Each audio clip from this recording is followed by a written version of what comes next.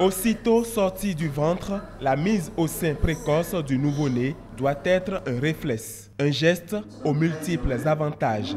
Aujourd'hui, la première cause de décès des femmes à l'accouchement, ce que nous appelons le décès maternel, vous savez, c'est l'hémorragie de la délivrance.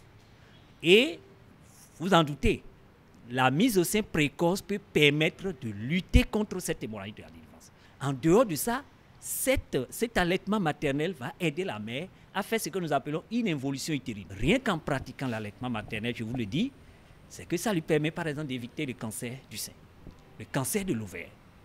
Et en faisant cet allaitement maternel, c'est que la maman est en train donc de créer déjà un lien affectif entre l'enfant et elle. Si nous prenons l'enfant, c'est le plus gagnant.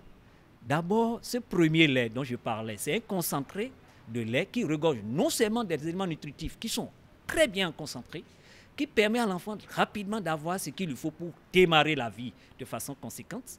Mais en plus de ça, vous imaginez, ça regorge des vitamines, notamment la vitamine A. Ce lait contient des anticorps et des globules blancs.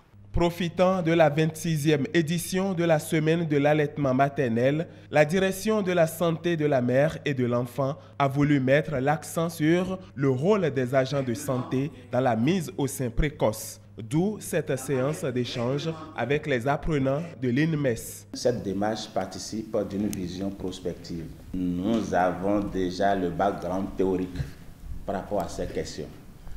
Mais sur le terrain, les choses ne se passent pas toujours de la sorte. C'est pourquoi il est important de vous préparer dès à présent aux réalités du terrain auxquelles vous serez confrontés.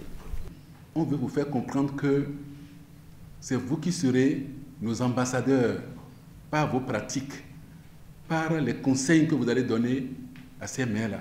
Nous remercions vraiment le ministère de la Santé d'avoir pensé à l'INMES et nous souhaitons que vous soyez vraiment attentifs. Contrairement à l'échéance de 2025 fixée pour tous les pays, d'ici à 2020, le Bénin espère atteindre un taux de 80% de mise au sein précoce, 60% pour l'allaitement maternel exclusif et 70% pour l'allaitement maternel continu.